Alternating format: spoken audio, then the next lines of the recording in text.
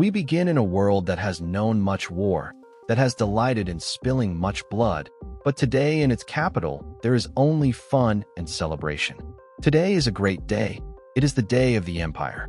An entity appears and watches them from the skies. It is not the sheer size of the thing filling the entire sky that impresses them the most, but rather the intelligent, questioning, and hungry gaze that pierces each one below, filling their heads, their minds, asking and demanding things. When it receives no answer, only its trail is seen, and death follows. The planet is destroyed in a matter of seconds. A universe dies with it. Meanwhile, we are in another universe, occupying the same space, but on a different plane of reality. This is the planet Cord, a planet that too has seen war many times. Today, they are in a new war. The Weaponers asked to repel the intruders. Their enemies are none other than the crime syndicate. Ultraman had no idea this place even existed. Power Ring had been scanning the skies with his ring and thought that coming here to destroy this world would brighten his day. Out of nowhere, the antimatter planet is also threatened. Owlman and the crime syndicate are shocked by what they see in the sky. The same entity appears before them. The question is the same as before. What is the secret? What is the truth? They were the crime syndicate, rulers in this reality, villains, conquerors, monsters. But now they, along with the Weaponers, have ceased to exist. Planet Cord has just disappeared. Long ago, there was a universe. Within that universe spins a young galaxy.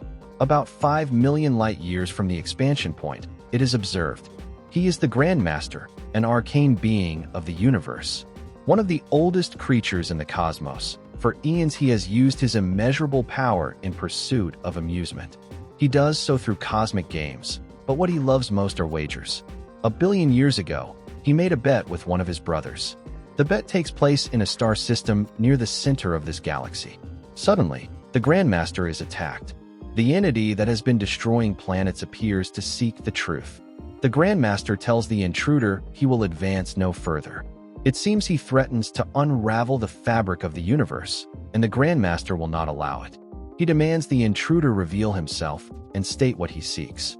Well, his name is Krona, and he will not be stopped in his search for truth. A month later, in another universe, the Justice League is fighting against an enemy that appeared out of nowhere. Now the world's greatest heroes face a threat that cannot be stopped. Batman is not doing much, to say the least. Plastic Man can carry him before Terminus, so that the being may stare at him and subdue him. The police arrive to confront the enemy. Obviously, they can do nothing, and Terminus is about to kill them all. Superman arrives just in time to take the attack and save the people. Batman notices something. Terminus's power is in his staff. The Bat wants the Martian to connect them all telepathically.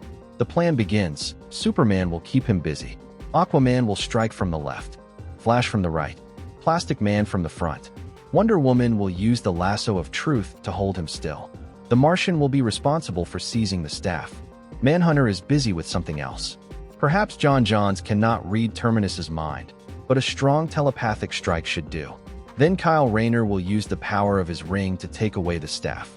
Though Terminus's strength is greater, and the Green Lantern cannot take it. Superman realizes the plan is working. Batman tells him to stay calm. Terminus thinks they're trying to rob him of his staff. While Superman kept him occupied, Kyle Rayner had time to analyze his energy and devise a way to channel it. In the end, Terminus enraged himself. It's true they finished him, but Superman wants to know who he is and why he's here. The Spectre appears. They need not worry about him. This being does not belong to this plane. However, he will remain here no longer. The Spectre, Hal Jordan, will be the one to remove him. Meanwhile, in another universe, about 20 minutes ago, a creature known as Starro the Conqueror appeared. The Avengers were summoned to stop this unknown being and all his starfish. While in the skies, some Avengers attempt to stop Starro. On the surface, the rest try to destroy his spawn. Vision knows they must devise a strategy. Things grow more complicated. Starro has just taken control of Quicksilver. Wanda begs her brother to fight. He is strong and can break free of the threat. Captain America asks Carol to handle removing the star from his head. Carol succeeds without trouble. Quicksilver and the star were mentally linked. Starro is a conqueror and came here seeking total control. The Conqueror's mind is very calm. Vision has an idea, using Wanda Maximoff, better known as the Scarlet Witch. She will flood Starro's mind with chaos. Since birth, she has channeled chaos magic, wielding and controlling it. With this, Starro cannot remain at ease. It works. Starro cannot endure it and flees immediately. It seems the threat has ended. Wanda is a bit exhausted, but having been inside the Conqueror's mind, she realized he does not belong to this universe. She does not know how he arrived here, but she knows he does not belong. Vision receives a message. It appears this is not the only place under attack by an unknown being. The universe is full of invaders they do not know. No one knows where they are coming from. All they know is they do not belong to this plane. In the Justice League's universe, Flash uses his speed to travel to Terminus's universe, using a piece of the villain's armor to find the frequency to reach his home. It seems to work, but this doesn't look like a supervillain's lair. Things are very strange here. Some people chase a mutant. Flash tries to help, but to his surprise, he stumbles. It seems he cannot use his speed in this universe. His powers have vanished, just like what happened to the Avengers in theirs. Now it happens to the Justice League. Different villains, unknown to them, are wreaking havoc. Flash returns to this universe. As his powers vanished and his vibrations normalized, he was transported back. The Martian tells the League they have a visitor. A watcher observes them from afar. He seems rather passive for an alien. John Johns tries communicating with him in different languages, with no success. Someone else arrives, the Grandmaster. The watcher will not speak. He only observes and remembers. He manifests at critical moments such as this. He is known as the Grandmaster, hailing from the same universe as the intruders they've been fighting. His purpose is to warn them of the danger looming ahead. To ensure he speaks the truth, Diana will use her lasso of truth on the Grandmaster. The arcane being begins. The barrier between two universes has been deliberately torn down. Neither will survive the strain. But there is a way to lessen, even prevent, the damage. There exist 12 objects, 6 from each universe, that must be united or millions will die. These objects are immensely powerful. The Green Lantern's battery, the Spear of Destiny, among others. The Grandmaster's reality also has objects as powerful as those of this universe. Only these artifacts can prevent the danger. Batman asks what the cause of this threat is. The Arcane cannot provide further details, but he has placed the locations of the objects in their minds. They must beware. Other villains will be searching as well. The team prepares to begin their quest. Flash will transport them using his speed. He now creates a vibrational field, syncing his frequency with that of the other world. Everything works perfectly. The Justice League begins the search. Strangely, they seem to have an advantage. For now, no one can see or hear them. Some of the places are complete chaos. Batman suggests not getting involved and sticking to the plan. Superman and Plastic Man disagree. This world is in chaos, and as far as they know, it also has heroes. How can they allow this? Does it not concern them?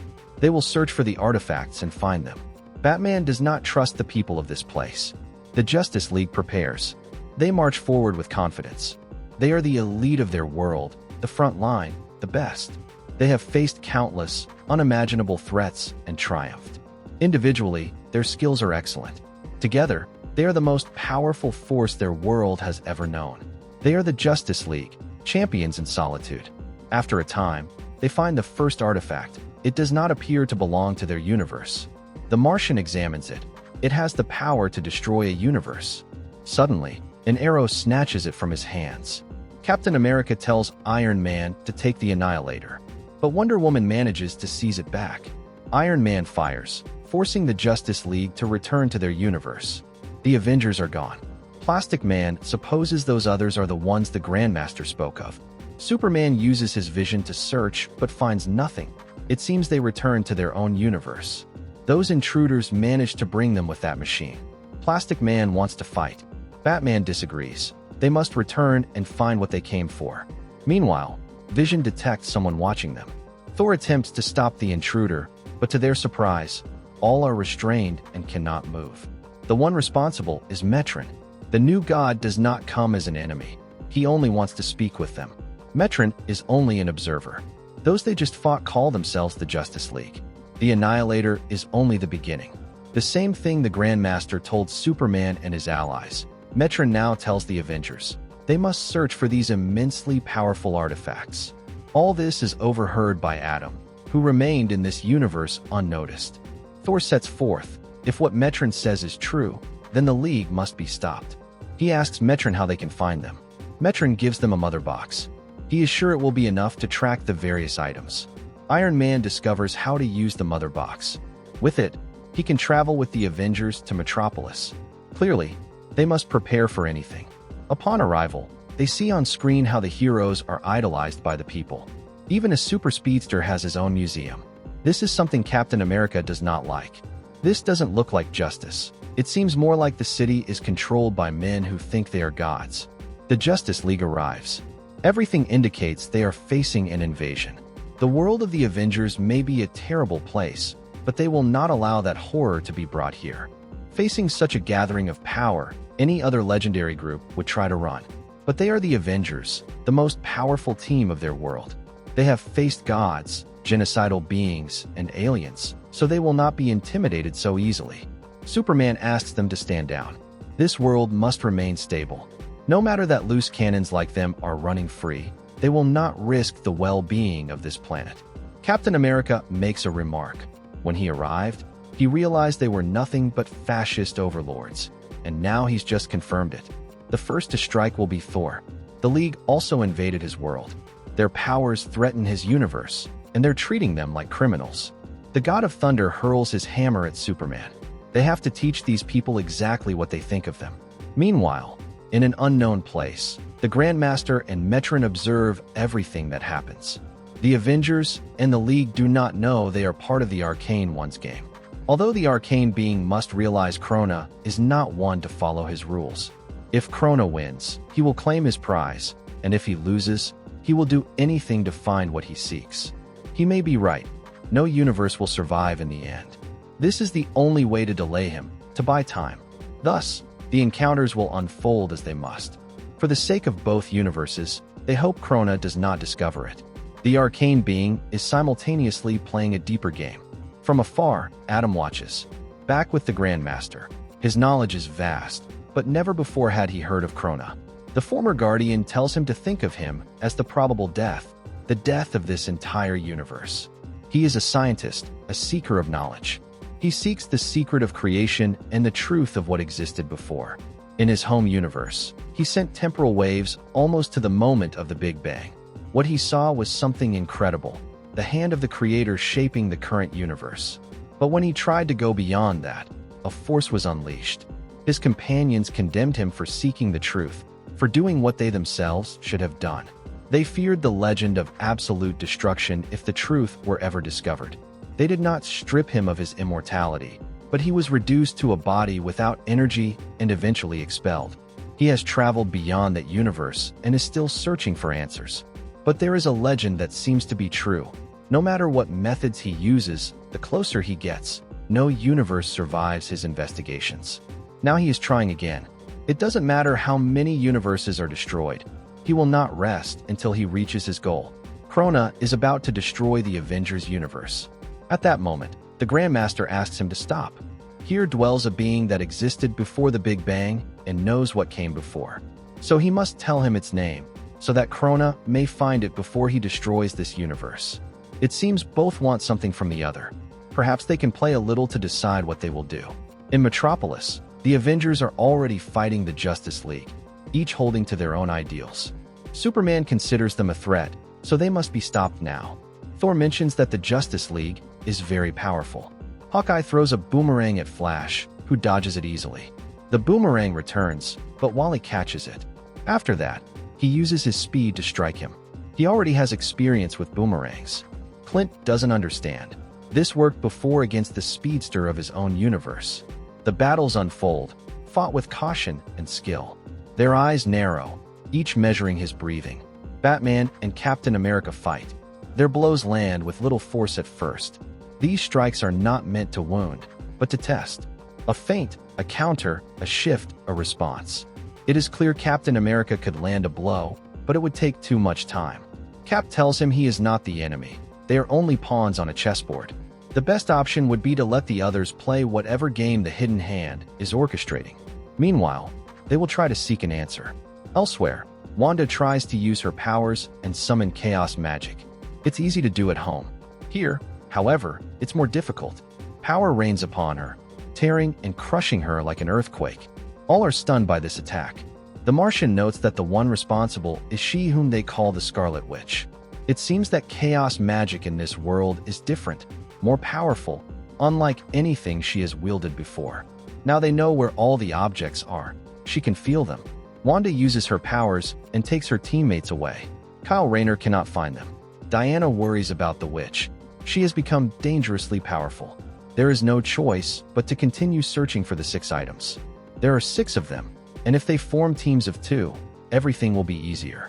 Also, Martian Manhunter will send a telepathic message contacting the League's reserve, as well as its former members.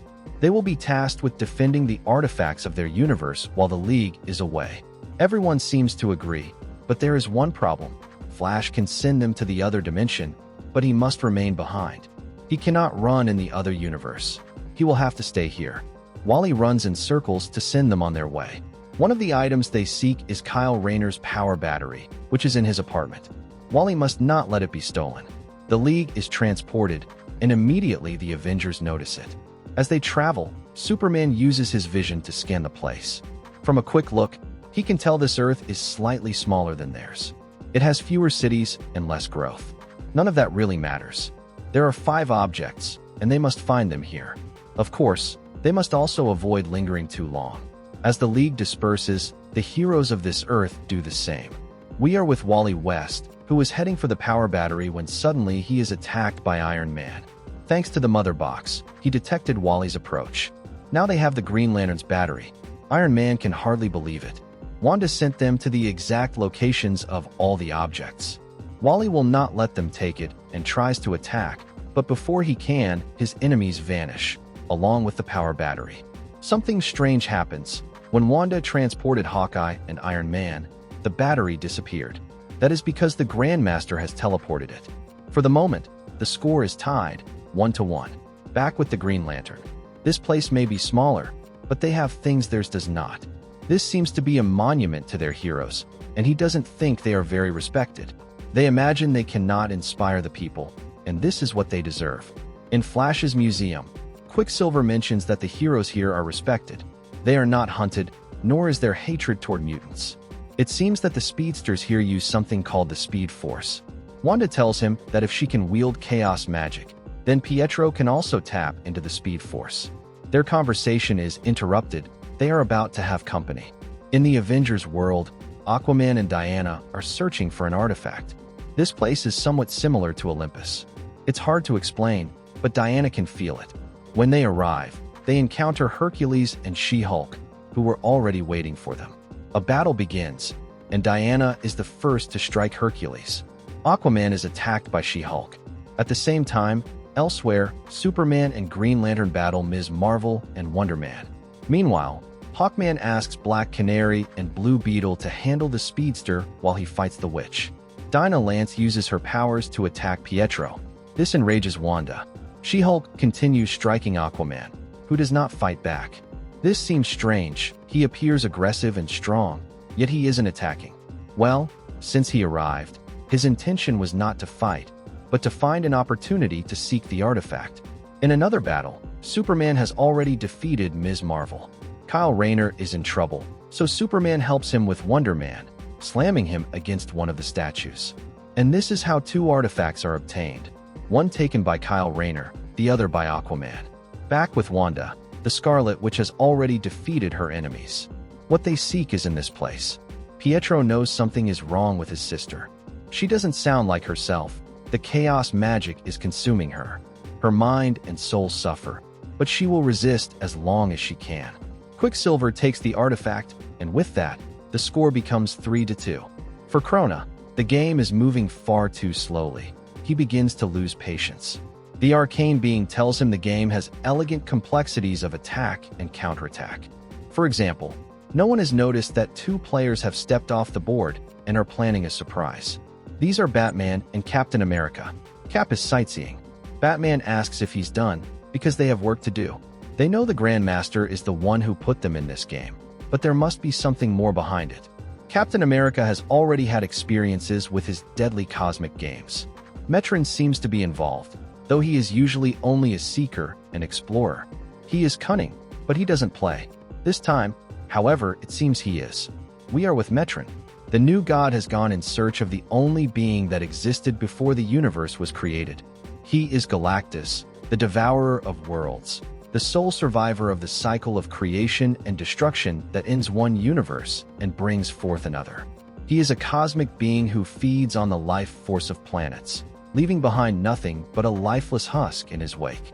Krona will stop at nothing until he can uncover his secret. Back with Cap, whatever Metron's role may be, there is one thing they cannot do. They cannot quit the game. The Grandmaster punishes those who abandon it.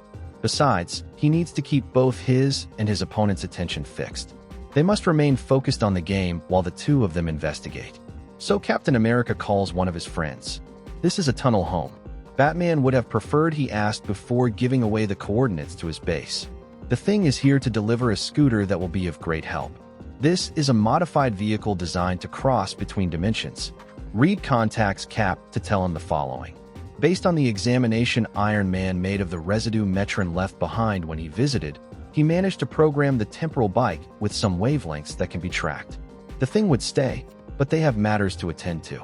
Batman realizes Cap was more prepared than he seemed. That's because before coming to this world, he had already set certain pieces in motion. In the Himalayas, the Scarlet Witch cannot move. She is being attacked with magic from elsewhere. She does not yet have the experience needed to wield this magic. While under attack, she is also shielding Thor and Vision from detection. Zatanna is responsible for this assault. If the Scarlet Witch makes a move, Zatanna will know. Meanwhile, Flash is preparing to travel to another dimension.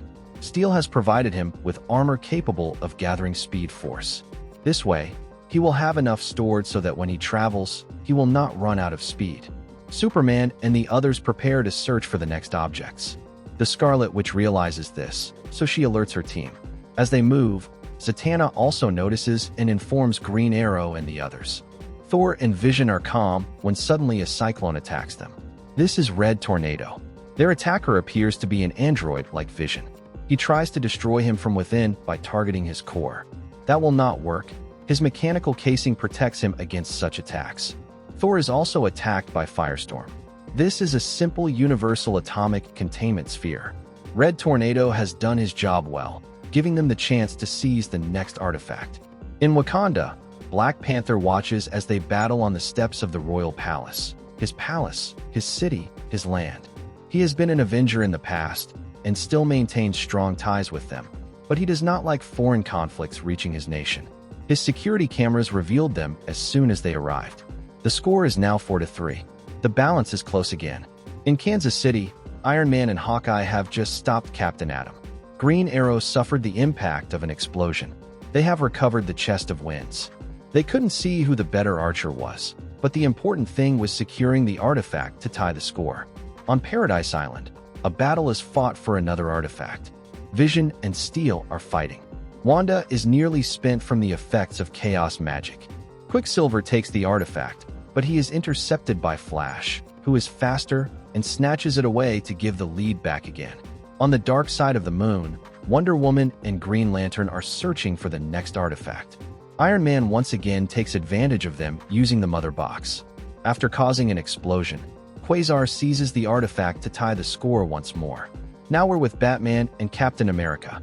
Using the scooter, they have reached the Grandmaster's home. His chamber is filled with collectibles he has won over his lifetime. Adam has been hiding here, arriving on Metron's chair. During his time investigating, he discovered several interesting things. It seems as if the Grandmaster is recording the game to watch it later.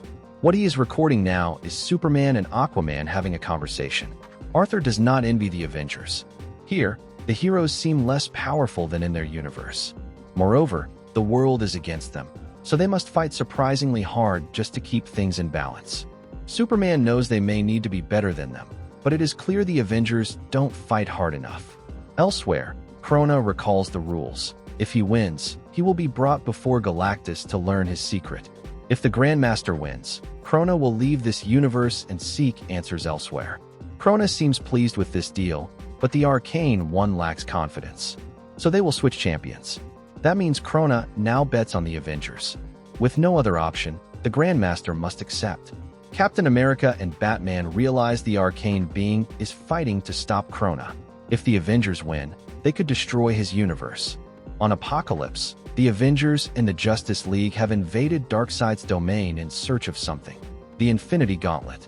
If Darkseid were to use it, he could reshape space and time. But he can sense the gems do not work. According to research, the gems appear to be designed to affect only the reality they came from. That reality is the Avengers universe, not this one. If that is the case, then all of this was a waste of time. Darkseid tosses the gauntlet aside. Whoever grabs it first will be the winner. They must thank their gods that Darkseid has more pressing matters to attend to. At the same time, he prepares to unleash his Omega beams. Flash notices and, thanks to his speed, grabs it with no trouble. Now they must leave. The League once again takes the lead on the scoreboard. As they do, both teams are transported to the Savage Land.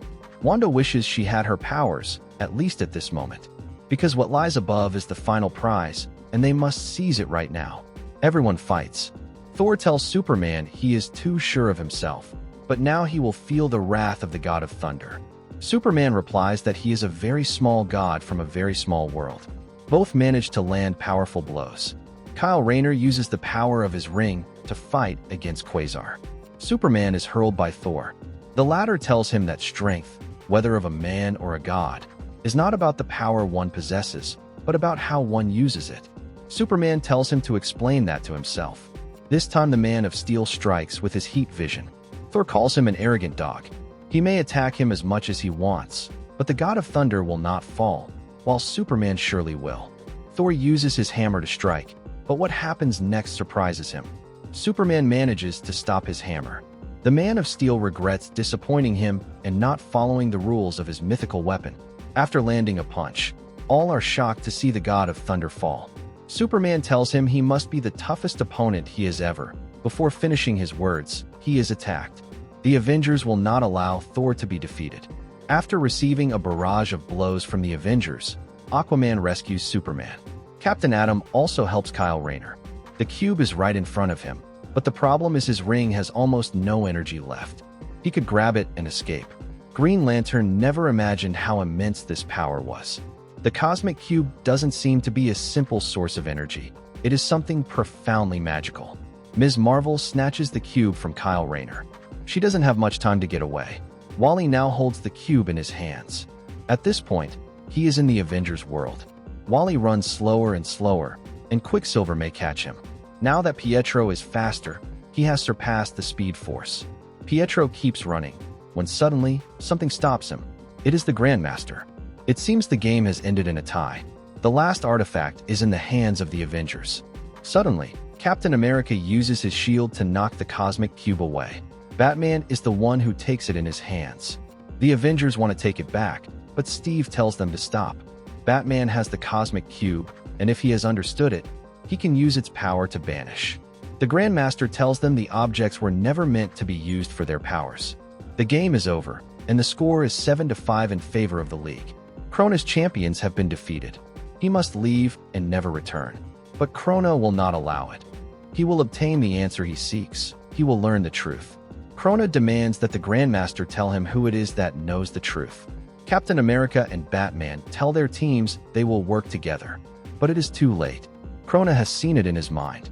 The name is Galactus, and with his powers, he brings him forth. Krona demands that Galactus tell him the truth, tell him his secret. Galactus does not deal with madmen. Krona insists he must give him the answer. No matter what he must do, he will rip the secret from his torn body. As Krona attacks the cosmic being, the Avengers and the Justice League do the same. Something begins to happen. The Grandmaster reveals that the game was merely a fiction. The true strategy was to collect the most powerful objects, not for the heroes to use them, but for the Grandmaster himself. The real plan begins now. Later, we are beyond conventional space and time. There is a wall that guards unimaginable powers, a wall engraved with the gigantic remains of those who tried to pierce it and failed. Today, another motionless form joins the silent giants. Dr. Doom is the latest to join the Source Wall. He nearly succeeded today in the land of the Justice League. Black Canary thanks Hawkeye. If not for the arrow he shot, none of them would exist right now. Dinah is overjoyed that he chose to leave the Avengers world to join the League. Oliver is annoyed. The only thing he has heard since Clint joined is Hawkeye. All of this was nothing but an illusion of Oliver's. In any case, what matters is that Dr. Doom is now trapped. It's best to return to the Watchtower to ensure no further problems remain. They must remember that Dr. Doom does not belong to this universe, so they will report the details of this encounter to their friends, the Avengers. While the League carries out their duty, someone watches them from afar. We are in the Avengers world. It seems they have just defeated Brainiac. The villain will no longer attempt to enslave them as his soldiers in the near future. Cap senses something is wrong. It's not the battle, nor the outcome. It's something he cannot describe, something that simply feels wrong, out of place. The Justice League appears before them. Both teams have a conversation, sharing the conflicts they have faced. Jarvis welcomes them, having prepared snacks so they can enjoy a friendly gathering. Though not everyone gets along, Oliver and Clint seem to have a problem. Which of them is the better archer?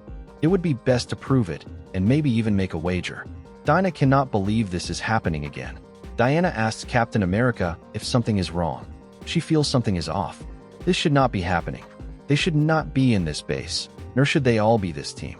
They should not be in Hydro Base. In fact, they are not in Hydro Base. They are in the Watchtower, and this is the annual meeting with the Justice League. This should be normal, or so everyone else thinks. But Cap still believes this cannot be possible. Superman shares these delusions. He asks Thor who he is, who they all are. It feels like a storm is approaching. Reality seems to be under control by some force. The Man of Steel knows they defeated them in a game. But what happened afterward? Captain America shouts it. Reality is constantly shifting. It has just changed again. From what he recalls, they were in the Justice League's base, but now it has shifted once more. Hal Jordan and Barry Allen tell him to calm down. But are they really Hal and Barry? Reality brought them back from the dead, yet these are actually Kyle Rayner and Wally. Steve must calm himself. The League and the Avengers have been friends for years. Ever since Amazo and Ultron joined forces, the League and the Avengers worked together to defeat their enemies. They even switched worlds to escape and track them. Cap blames Superman. He is the one altering reality. Superman tells him to drop his false saintly pose and admit the truth. It is Cap who is altering reality. If he wants a fight, then he will have one. Cap has defeated dozens of over-muscled kids before. Both clash. The force of the blow is so violent it causes both realities to break free of the one who was manipulating them. The impact has no sound, only an explosion of silence that overwhelms the senses. It blinds, deafens, stuns, and then everything fades away. With this clash, a new reality is created, one where the Justice League and the Avengers once again fight side by side. This time, some of the heroes are in Metropolis. In another city, Superman remarks that there's something strange with the air pressure. The sun feels acidic, sticky. People's heartbeats are racing. And Barry is Flash. Yet he isn't supposed to be here after what happened in the crisis. Something is happening to the people they just saved. After a storm approaches, the people begin to fade away. They are nothing more than ghosts. The Martian Manhunter tries to connect with their minds to discover what is happening to them. But their minds are too weak. Suddenly, the Martian has been transported to Metropolis. All he discovers is that the storm is affecting Earth's inhabitants. A faint hum begins to sound, welcoming the one who started it all. Krona has returned. He seems to be the cause of everything. But Hal Jordan knows he was dead. Everyone remembers. They were supposed to be inside Krona and the Grandmaster's game. Cap is sure Krona lost, but he didn't accept that defeat. After he summoned Galactus, the Grandmaster took the most powerful objects of both universes. That's all they remember. The Grandmaster did something with those objects. A face in the sky now seems to be the one causing all this chaos on Earth. If that's the case, Iron Man and Superman will go see what's happening. Tony can't believe any of this. Both worlds are being forced together by Krona. But then what happened to the Grandmaster? The forces and natures of both worlds are very different. That's why they cannot be joined. And the more he forces them together, the more destruction he causes. If they don't act, both worlds will be destroyed. There are two heroes here who can unite their powers to stop Krona. Hal Jordan will wield his emerald willpower, while the Scarlet Witch will use chaos magic. By uniting their forces, they draw upon the will of their teammates, their powers. Their souls pour out everything they have until there is nothing but a blinding white explosion. For the moment, it is over. Both teams return to their own universes. They have delayed Krona from destroying them. The League is transported to the Avengers headquarters. The key to all this must be the Grandmaster. He is the one who united the universes to play with Krona. They must find him before he uses the artifacts again. Iron Man suggests going to the Savage Land to see if any of his residual energy remains. With it, they could track him. That's a good plan, but time is against them. If they are to succeed, the Phantom Stranger must guide them. If anyone dares follow a being from beyond the grave, it's vital no one strays from the path. If someone does, they will never find their way back, and no one will ever see them again.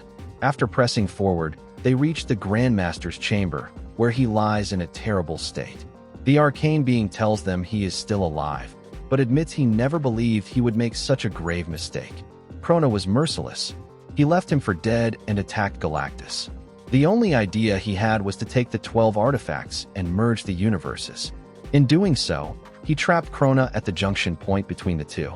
He gambled that Krona would not destroy the universes. They weren't destroyed because Krona was bound to them. But the universes are fundamentally incompatible, their natures far too different. Some of them could feel the changes, becoming tense, uncomfortable. Memories fought to surface, and the pressure caused disruptions. The universes are overloading one another, each forced together. This is creating a dangerous critical mass. Worst of all, Krona is accelerating the process. He stole knowledge from Galactus. He knows the cosmic being survived the Big Bang. Now Krona plans to repeat that process. He will merge the worlds so that they annihilate each other, triggering a new Big Bang, one he can witness, provided he survives. It's a great risk, but he's willing to take it. Diana asks the Grandmaster if he cannot separate the universes. After all, he was the one who joined them. The Grandmaster already tried and failed. Now he is gravely wounded, his power fading. Krona is the center, Krona is the key to the lock. He is the one holding the worlds together and programming their destruction. It is vital they defeat him to restore order. The question is, how can they possibly succeed? The Grandmaster will show them. Their minds are flooded with a cascade of images, sounds, and events. In a single instant, they witness years of triumph, tragedy, glory, and pain. They see evil thwarted, incarnations, hope destroyed, and reborn. They see losses, failures, rage, horrors, heartbreaks. Their minds are overwhelmed by death, betrayal, and madness. Even the images of hope and love bring little comfort. Cap asks if that's all. That was how it happened. Everything they saw was their true reality. The Grandmaster cannot answer. Showing them those memories stripped him of the power he had left. At this very moment, he has just died. All those memories only showed them their reality. But what is better, returning to it, or letting billions suffer and die? The reality they saw is the truth. Good, evil, love, pain, all of it is real. It doesn't matter that it isn't perfect. That is the reality they swore to protect, not to play at being gods. They will stabilize the worlds, starting now. Both teams agree. With a handshake, they swear to fight until death. The Justice League and the Avengers will go after Krona. From elsewhere, Metron observes. Meanwhile, Krona continues to probe the previous universe of the Avengers, that is, the universe Galactus came from. They knew they were doomed, that they were dying. From the very beginning, their universe was condemned. But someone survived. A man who fell into the boiling cauldron at the terminal point. The consciousness of the universe told him he didn't need to die. He could survive if he surrendered to its burning embrace. After that, a new universe was born, and the last survivor emerged as Galactus. Krona is now ripping this knowledge from Galactus's mind. This is the secret of his origin. But there is a difference here. While Galactus was saved by a voice before creating the Big Bang, in the League's universe, it was a hand. There exists a spirit that gives life to universes, a consciousness deep within the very structure. They think, they feel, they live.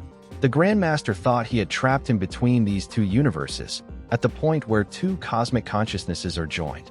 But now Krona holds them in his grasp. He will tear the life spirits from them by force. He will make them yield the secrets he has long sought.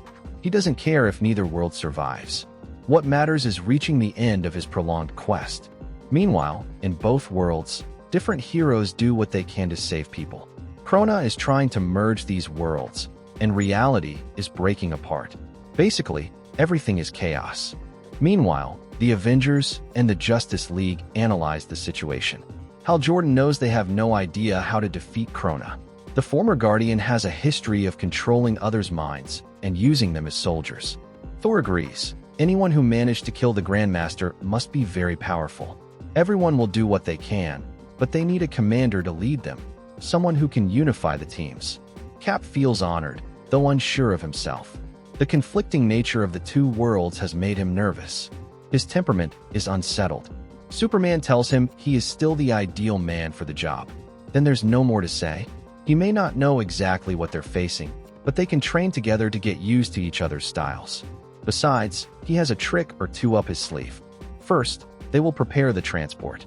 Once adapted to channel the abilities of different heroes for better functionality, they set it in motion. First is Thor with his hammer. Next is Flash with his speed. Iron Man will convert the speed force into vibrations to alter the dimensional transport's metric. Krona's shields are strong, so the last to use her powers is Wanda. And in an instant, the Atlantean vessel surges forward, piercing through the walls of the watchtower. Reality shifts to transport them to Krona's lair. It was built from the remains of Galactus. Inside, Krona already knows of their arrival. Obviously, he was prepared. Their worlds are in his grasp, along with everything they hold dear. He will reserve most of his power for the true goal.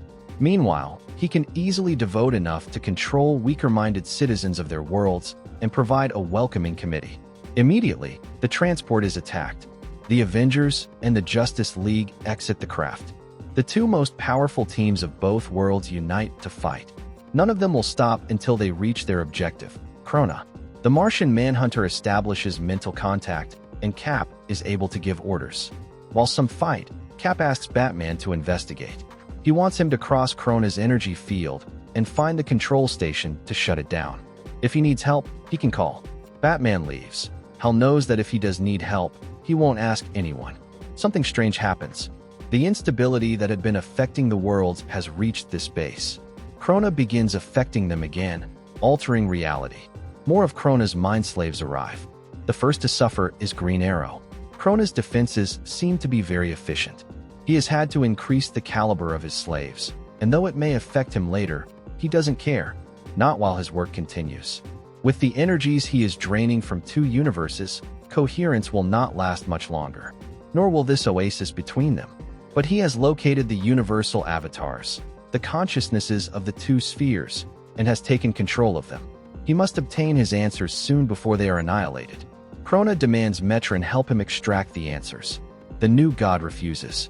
Krona warns him not to play games.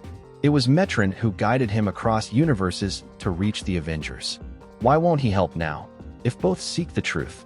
Metron tells him to ask himself what it is he truly seeks. To ask it honestly. Whatever happens from here on, he will leave it to him alone, but he will be watching. Metron departs, claiming genuine interest in the outcome. Batman reaches the field generators. With explosive charges, he can destroy them. Suddenly, reality shifts again. Batroc arrives to confront Batman, unwilling to let him disable the energy fields. Batman isn't the only one to receive a visitor. Villains from both universes are here as well. Black Canary attacks them. It's impressive. She manages to bring one down, but can she do the same with the rest? Perhaps with Red Tornado's help. From afar, Cap calls for them to keep up the pace. Those not fighting must push through the breach. They've heard their leader. They must advance without stopping. They've beaten them on different occasions. Now that they are united, the result should be the same. Superman tells Thor to go with Red Tornado and help against their enemies. The God of Thunder understands Superman's concern. The storm of energy threatens to sway him. From a distance, Hawkeye covers his teammates' backs, but who covers his? A good question. Flash uses his speed to shield him from attacks, but it isn't enough. In the end, the blast reaches them both, and they die. No one can stop. Everyone knew some of their comrades might perish here. They must continue the fight. For them, for their world. Reality shifts again. This time it is Hal Jordan, who after his time as Parallax, is switched once more for Kyle Rayner. Thor rallies his companions. The deaths of Flash and Hawkeye must motivate them, so their sacrifice is not in vain. Oliver has no more arrows, so he'll use Hawkeye's. Barton was better than him at being a pain, and that's saying something. The teams advance, and they do well. Their allies shift and change without warning, yet they keep fighting.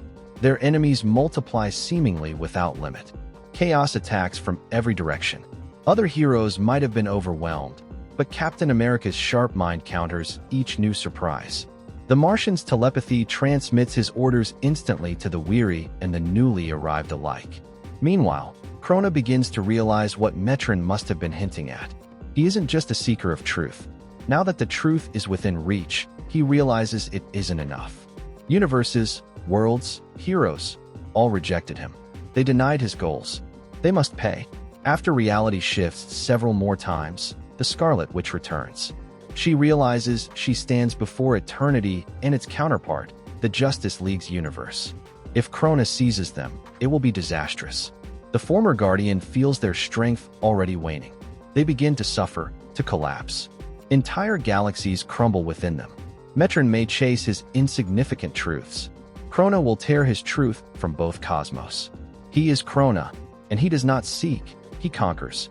Elsewhere in battle, things grow complicated for the Man of Steel. Villains from both universes attack him at once. To defend himself, he uses Captain America's shield. Thor too is cornered. The God of Thunder may not be able to do much. Perhaps he can't, but what about Superman? Thor throws him his hammer. Incredible, the Man of Steel never imagined wielding such power. Now he can use it to smash the barrier blocking his path. They break through, but then are all struck by a devastating attack. The one responsible is Krona. They thought he would be distracted, stunned by their assaults, but they were wrong. None can withstand his power. They gave everything to reach this point, but they are finished. His voice is coarse with triumph, daring them as if expecting one last response, one final strike. But he knows none will come. They are finished after that last blow. None remain to oppose his will. Or so he thinks. Now he turns to their universes. Their champions only delayed their deaths. Now they will suffer inevitable destruction. At this moment, two believed dead figures appear, Flash and Hawkeye. While Flash distracts him, Hawkeye fires an explosive arrow. When it hits, Krona cannot believe it. His power is being drained. This cannot be happening. Not before he has what he needs to destroy both universes. The 12 artifacts are released. All team members return to normal. Wally appears, confused about what just happened. Krona's chaos is fading. It seems only those present from the start remain. The others have disappeared. Something stirs in the sky. It is not over yet. Reality is restoring itself in the new world, but one final step remains. It is the Spectre, Hal Jordan. The Justice League once fought by his side. Now, with his power, he does everything possible to separate the two worlds, until at last he succeeds. It's incredible that he has returned, still fighting. Soon, each will go back to where they belong. Galactus is also reforming. Superman tries to lift the hammer again, but this time, he fails. The truth is, the hammer is enchanted and not easily lifted. Odin was the one who allowed him to wield it before. Very few heroes are permitted to overcome the spell. Though he held it only for a brief moment, it was in good hands. The cosmic entities bid farewell, as do the Avengers and the Justice League. They now return to their respective worlds. Elsewhere, Metron observes. Everything happens as expected. The stolen power returns to its origins, leaving behind a cosmic egg. Sensors indicate Krona's essence is within. Perhaps one day it will hatch, giving birth to a new reality. Krona will know the truth he always sought. This experience of death is one the Grandmaster would not wish to repeat, though he is glad the heroes won and restored everything. Had they failed, he would not have returned. But that was the game the new god and the arcane one accepted.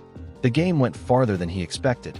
In truth, everything unfolded just as Metron promised, when he suggested diverting Krona's attention to the Avengers universe. Never before had he played a game where every side won. All won, because even Krona will have his answers. And of course, Metron will keep close watch over the egg. Perhaps, one day, they might do this again. Thank you very much for watching this video. Don't forget to comment, like, and subscribe for more content like this. I'm TJ Prime, and see you in the next video.